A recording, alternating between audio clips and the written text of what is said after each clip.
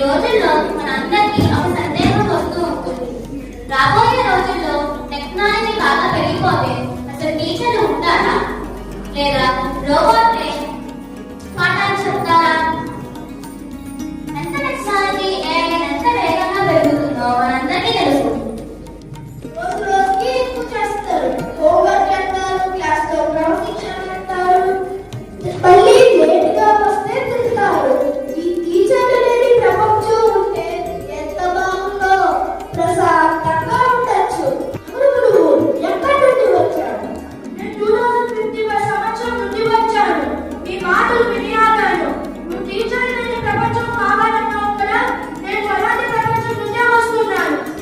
2050వ సంవత్సరంలో టీచర్లు ఉండరా? అయితే అక్కడ రోజు పండగే కదా. నువ్వు అనుకున్నట్లు అది పండుగ కాదు రాహుల్, అదొక నరకం. నరకమా? ఎందుకు? మా కాలంలో స్కూల్ లేవు, టీచర్ లేరు. ప్రతి పిల్లలకి తల మీద ఒక AI చిప్ పెడతారు. అప్పుడు ఒక రోబోట్ వచ్చి మాకు పాఠాలు చెబుతుంది. నంబర్ 420 ఈ మైండ్ లో ఎమోషన్స్ పెరుగుతుంది.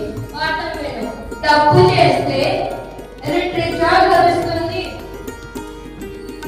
చూసావా, భవిష్యత్తులో సమాచారం ఉంది కానీ మమ్మల్ని అర్థం చేసుకునే ప్రేమ లేదు. జ్వరం వచ్చినప్పుడు ఆ రోబోట్ వచ్చి మెడిసిన్ తీసుకో అని మెసేజ్ ఇస్తుంది. రాహుల్, నిన్న నీకు ఆరోగ్యం బాగోలేదని హోంవర్క్ చేయలేదని తెలుసు. అందుకే నీకోసం ఈ నోట్స్ తీసుకొచ్చా. ఆరోగ్యం జాగ్రత్త. రాహుల్, ఎంత అదృష్టవంతుడురా నువ్వు. నా తప్పులను సరిదిద్దే గురువు నీకున్నాడు. నన్ను హెచ్చరించే గురువు నీకున్నాడు. మా భవిష్యత్తులో ఈ మానవత్వం లేదు.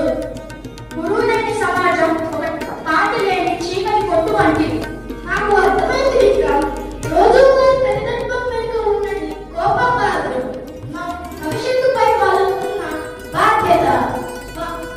వాళ్ళు ఎంత మారినా, శతాబ్దాలు దాటిపోయినా మనిషిని మనిషిగా ఉంచే ఏకైక శక్తి గురువు దగ్గర మాత్రమే ఉంటుంది. ఫ్యూచర్ టెక్నాలజీ వైపు నడవచ్చు.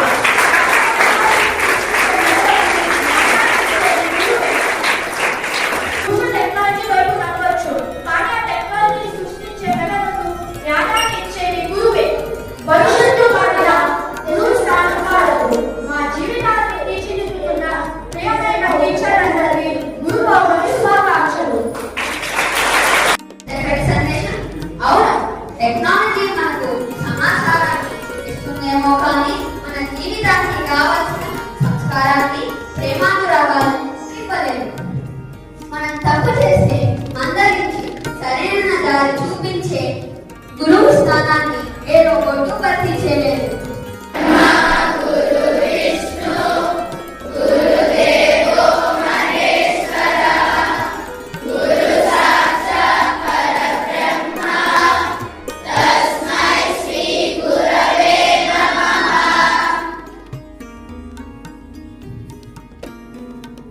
గురువులందరికీ హృదయపూర్వక ధన్యవాదాలు. గురు పౌర్ణమి శుభాకాంక్షలు.